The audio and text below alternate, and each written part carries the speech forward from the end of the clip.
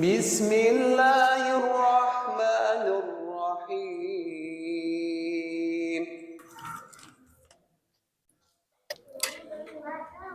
Assalamualaikum warahmatullahi wabarakatuh.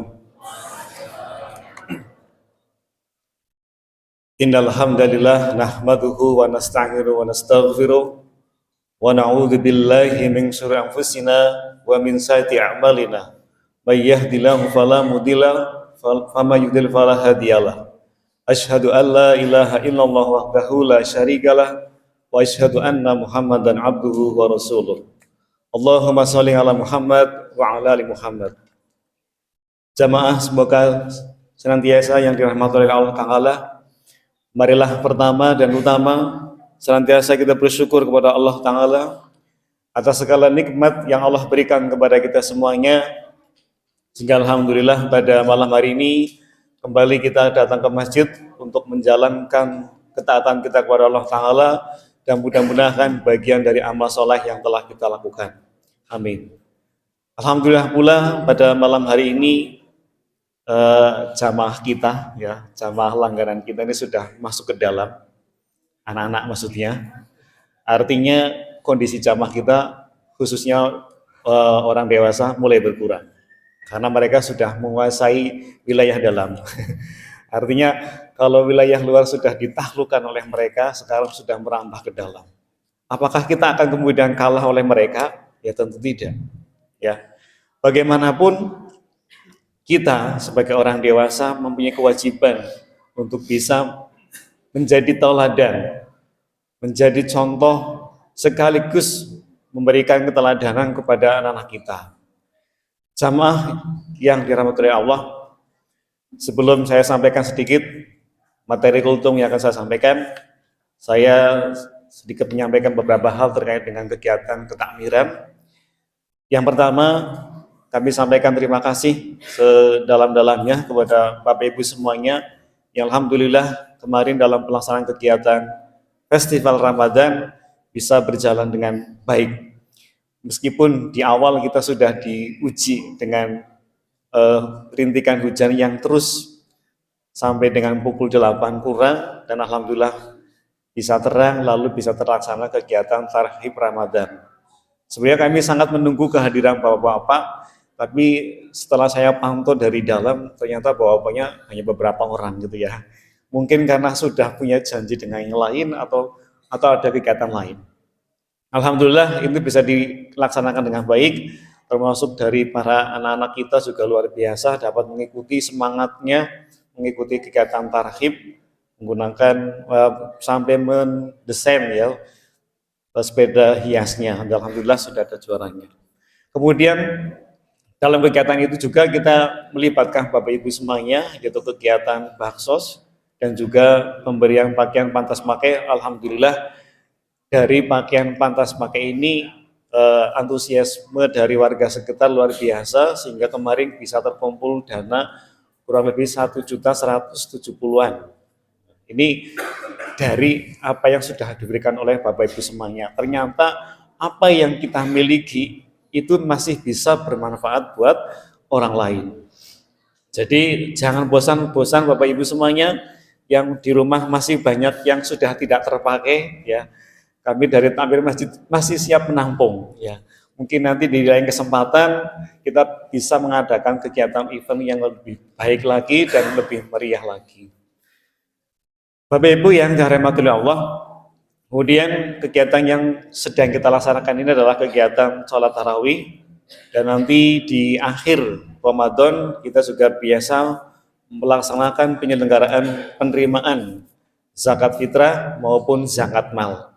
Zakat mal yang kita himpun ini kita mengikut dari Badan Amil Zakat Nasional Kabupaten Banyumas, sehingga ketika Bapak Ibu menyetorkan zakat malnya khususnya maupun zakat fitrahnya kepada UPZ yang ada di masjid ini, berarti itu sah dan dilindungi oleh undang-undang. Jadi kami bukan lembaga amil yang abal-abal, tapi sudah terdaftar di Basnas. Sehingga monggo kami berharap pada Bapak Ibu semuanya yang memiliki penghasilan Apakah harus menunggu sampai nisab? Wah, nanti nggak sampai zakat mal ya. Tapi apa yang bisa berikan oleh Bapak Ibu itu akan sangat berguna untuk kegiatan kemakmuran masjid kita ini. Salah satunya kegiatan dari UPZ ini adalah penyaluran dana zakat yaitu kepada fastabiqul khairat. Maaf, kepada fisabilillah fastabiqul khairat.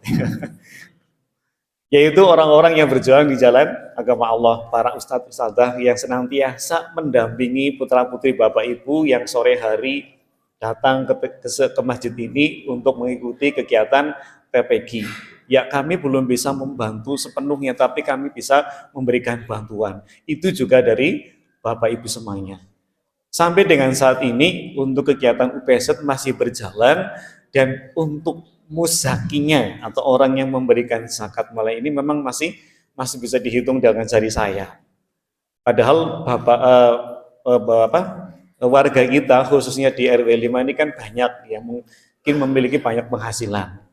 Kalau kemudian ketika kita punya penghasilan dihitung dengan hutang kita, ya gak ada yang buat zakat ya. Tapi sebelum dipotong untuk angsuran dan sebagainya, sebaiknya kita sisihkan untuk membayar zakat. Berlatih untuk mensucikan harta yang kita miliki atau harta yang kita dapatkan. Insya Allah menjadi semakin berkah. Nah, monggo nanti itu bisa ditunaikan oleh Bapak Ibu di akhir Ramadan. Termasuk juga zakat fitrah. Nah, selanjutnya yaitu kegiatan iktikaf. Kami juga berharap sekali kepada Bapak Ibu, khususnya para Bapak ini di akhir Ramadan bisa memaksimalkan waktunya di masjid. Ya, jangan sampai putranya turunin masjid, bapaknya malam buning di. Nah, itu yang agak merepotkan. Takmir ya seneng ya bunga ya, tapi mandan repot. Kamu mau ngapain? Saya mau ikut itikaf. Wah, itikaf jam 10 atau jam 11 keliling sahur ya repot ya. Warganya pada kaget. Jam 11 ngabari sahur. Tapi aneh juga ya, kemarin ada yang ngabari sahur, kemudian ada yang dikomplain itu, Masya Allah. Ya, orang lain menunggu ada suara sahur-sahur, ini ada yang merasa terganggu dengan suara sahur-sahur ya, astagfirullahaladzim. Ya, mudah-mudahan kita tidak seperti itu. Kita berharap tetap ada yang namanya suara sahur untuk membangunkan kondisi kita. Baik Bapak Ibu yang saya hormati, saya akan menyampaikan satu ayat dalam surat An-Nisa ayat 9, yang artinya saya bacakan, hendaklah takut kepada Allah orang-orang yang seandainya meninggalkan di belakang mereka anak-anak yang lemah, yang mereka khawatir terhadap kesejahteraan mereka. Oleh sebab itu hendaklah mereka bertakwa kepada Allah dan hendaklah mereka mengucapkan perkataan yang benar. Bapak Ibu yang dirahmati Allah, dalam kesempatan ini akan saya kaitkan dengan aktivitas anak-anak kita. Ya, takmir masjid tidak pernah keberatan kehadiran anak kita, justru kita bahagia karena inilah penerus kita. Tetapi bagaimana supaya anak-anak kita bisa mengetahui adab ya di dalam masjid atau adab dimanapun mereka berada. Orang yang beradab tentunya harus bisa beradab. Ya, beda dikit ya, tapi maknanya sangat luar biasa. Nah, di Ramadan ini tentu kita bukan hanya menahan lapar atau mungkin juga, tapi bagaimana kita bisa memperbaiki diri kita. Dan bulan Ramadan ini adalah momen untuk memperbaiki generasi kita. Ya, generasi yang terbaik tentu berawal dari tempat yang mulia. Kita bisa lihat para sahabat Rasul yang sangat luar biasa, mereka juga bisa hebat karena lahir dari masjid. Tapi bukan lahir di masjid ya. Artinya pemikirannya, kemudian jiwanya itu terbangun dari masjid. Yang pertama, bahwa Ramadan adalah bulan pendidikan. Ini yang harus kita maknai. Pendidikan di mana kita bisa melatih, yaitu dilatih untuk sabar. Saya yakin Bapak Ibu dan kita semuanya kalau menahan lapar masih bisa nggih? Masih lah. masih bisa, meskipun ya tetap kerasa gitu ya, tapi tetap bisa menahan. Bahkan malah anak-anak kita bisa lebih jago. Wong hari-hari biasa aja disuruh makan angelnya pol, apalagi puasa kebenaran gitu cara gelemangan ya, kan puasa sekalian kayak gitu. Tetapi bukan hanya itu tentu yang kita harapkan, yaitu dilatih bagaimana dia untuk sabar. Ya biasanya kalau anak-anak zaman kecil saya ya, kalau puasa kan ikut ibunya ke pasar, perlu jajan, ke toko, ke tepangan, arep buka, bukan buka, habis buka kok arep buka, ya dikumpulkan makanannya seperti itu. Itu adalah kebanggaan tersendiri, termasuk anak-anak kita yang di sini. Kalau kita lihat sore sudah keliling dulu, ya berburu takjil, tapi ya modal gitu ya, luar biasa. Modal dewek, gawa dewek, tepangan dewek. Nggak ding bagi-bagi sama temennya kok. Itu luar biasa.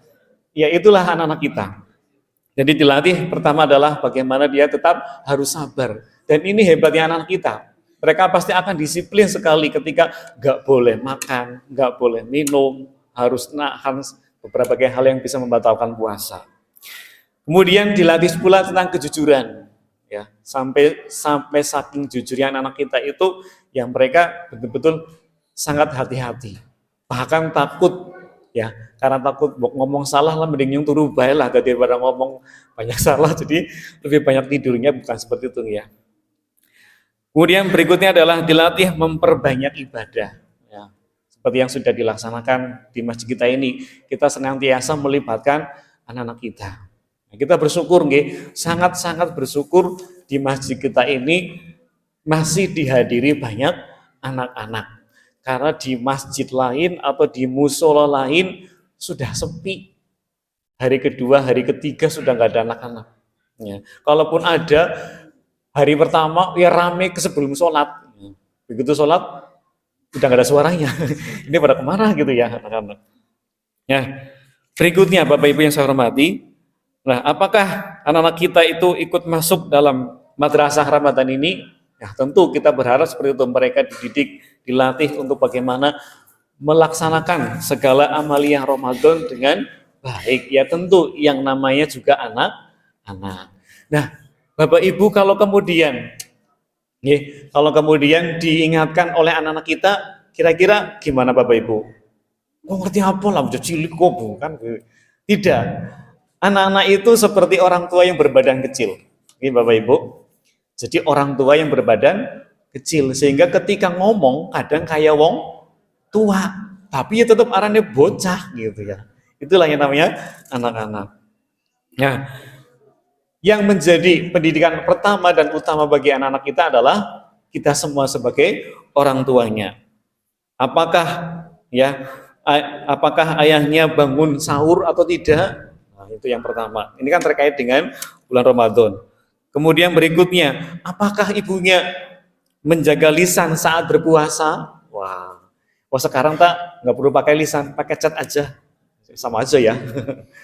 Ya sekarang kamu lisannya nggak banyak bicara, tapi jempolnya bolak dan sebagainya. Ya tetap harus dikurangi.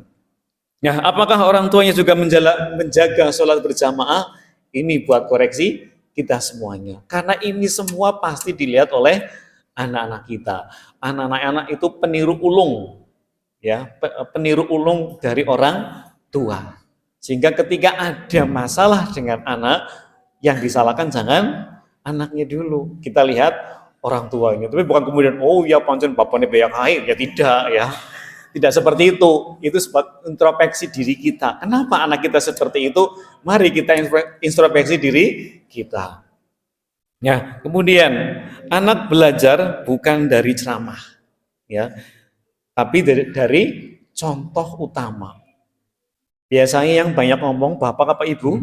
Kalau di rumah ibu. Nah, kalau bapak kan biasanya kan gitu dok ya. Simpel aja lah ya, mas, mbak, sholat gitu dok. Itu biasa kalau udah bapak. Ibunya enggak, ayo wis awan kok, ya, dan sebagainya. Kalau sudah 3 kali dari ibunya belum mempan, bapak keret, sholat, ayo, butuh. Nah, itu kan tegas. Ya, dan disitulah dibutuhkan ketegasan kita sebagai orang tua, di mana sesuatu yang sifatnya prinsip kita sebagai orang tua harus tegas. Lah kalau kita bawa anak-anak ke masjid bagaimana? Ya itu tanggung jawab kita bersama. Ya, tanggung jawab orang tua. Jadi monggo, kita tidak pernah melarang gitu, dan semua jamaah juga tidak ada yang melarang kalau bapak ibu membawa putranya ke masjid, tapi menjaga anaknya di masjid itu tanggung jawab bapak ibu dan kita semuanya. Oke. Kemudian lemah yang paling berbahaya apa sih tadi dalam Al-Quran An-Nisa ayat 4? Yang lebih berbahaya adalah lemah iman, lemah akhlak, kemudian juga lemah adab. Nah ini ketiga hal ini sangat penting, dan mulai saat ini kita lihat bagaimana keadaan anak-anak kita khususnya di luaran sana. Kita masih bersyukurlah ya, kalau bapak ibu jalan-jalan di Dalteng, ya kita terkenalnya Dalteng gitu ya, Jalan Tengah, kita bisa melihat mungkin sebagian besar bukan anak-anak perumahan, tapi mereka yang datang ke perumahan. Artinya ada tempat yang menarik buat mereka, tempat pelarian di mana mereka bisa di sana ngobrol, bawa motor, bawa perlengkapan kendaraan, kemudian tidak lupa sigaretnya dibawa, wah kan? Senang itu di sana ya. Ya, tentu ketika kita melihat seperti itu kan, aduh bapaknya sih kepriwi gitu ya. Anggar anaknya udut berarti ramane mungkin ya udut, tapi bisa jadi anak yang di sana udutnya karena nggak mau ketahuan orang tuanya sehingga lari ke situ. Nah, lemah akhlak. Nah, kita kan bisa lihat di media sosial begitu luar biasa sekali. Tentu kita sebagai orang tua bisa berupaya ya, sebaik mungkin. Kalau kita melarang tentu tidak bisa, tapi kalau mencegah, mengurangi, mengatur, membuat kesepakatan dengan anak kita tentu bisa kita upayakan. Saya buat 3 lembar ya, tapi nggak sampai 1 jam kok. Mumpung gitu ya katanya. Bagaimana Bapak? Masih bisa dilanjut? Cukup lah ya.